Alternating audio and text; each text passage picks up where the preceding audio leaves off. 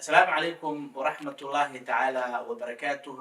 kulanti wacan oo wanaagsan isku soo noqod wanaagsan sidaad ogtihiin bawli waxaan dhexda kaga jirnaa casharadii bilowga ahaa ee barashada luqadda talyaaniga maanta taariikhda waxay ku beegan tahay 18 bisha 11 sanadka 2024 sidaad ogtihiin bawli casharadu waa bilow waxaan qaadanaynaa marka la letra shi sababtaan aan u qaadanayna maxay tahay xogaa waxaan rabaa in yar meeshaan inaan ku hakado ereyga shi oo macnaheedu af soomaaliga noqonaya a markii la joogo luqadda talyaaniga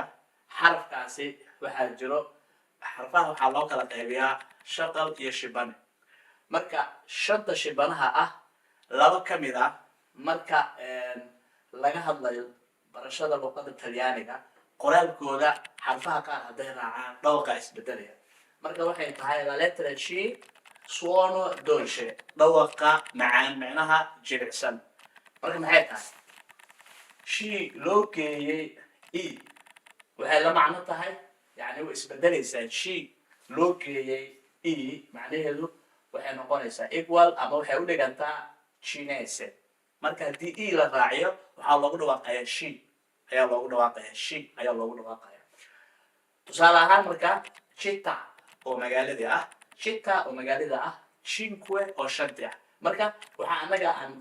rabnaa inaan ogaano loo geeyey i sidee loogu dhawaaqaa luqadda talyaaniga marka aan ka hadlay marka waxay tahay la letra c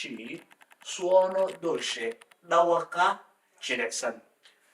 hoosaan usii degdegaynaa marka waan ku tegi doonaa isla ayadii marka weli waxaan ku guda jirnaa dhawaqii jilicsanaa ama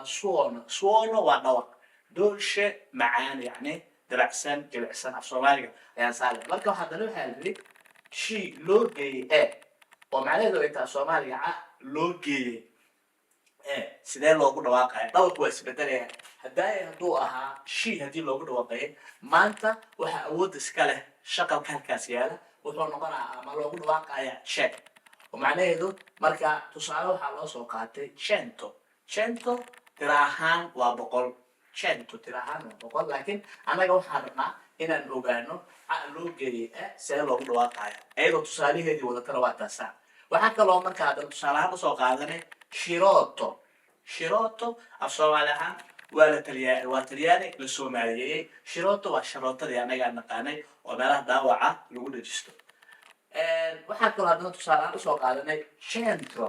centro afka soomaaliga wuxuu noqonayaa bartamaha centro bartamaha marka waa shi loo geeyey marka waxay noqonaysaa check hoosaan usoo daadegaynaa isla ayadiiaan ku jirnaa oo xarafka g ayaan rabnaa haddana in aan sharxaad kale ka bixino isla ayadii oo markaasi ay raacayso mid ka mid ah shaqalada marka waxay tahay letra c suono duro marka waxay tahay adag marka lagu dhawaaqay qaabkee loogu dhawaaqayaa kaad halkaas ku taalo ayay noqonaysaa marka waxay tahay shi loo geeyey see loogu dhawaaqayaa marka mar walba awoodda waxaa iska leh shaqalka hor yaala waxay noqonaysaa oo waxay tahay kasa waxay noqonaysaa kasa waxaa kaloo hadan shi loo geeyey oo macnaheedu ou yahay oo coltello waxay noqonaysaa iyadina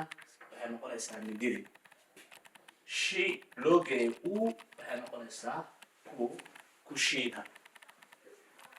shi loo geeyey dhawaq waa isbedelayaa waxay noqonaysaa kalaase marka muhiimaddu waxay tahay qaabka loogu dhawaaqayo waa sida kacdi oo kale isla ayadiiaan ku guda jirnaa oo ayadoo haddana xaraf shibana ah la raacsiyey ismar ahaantan uu ka dambeeyo xaraf shaqal ah marka shi loo geeyey ra macnaheedu tusaale ahaan waxaa loo soo qaatay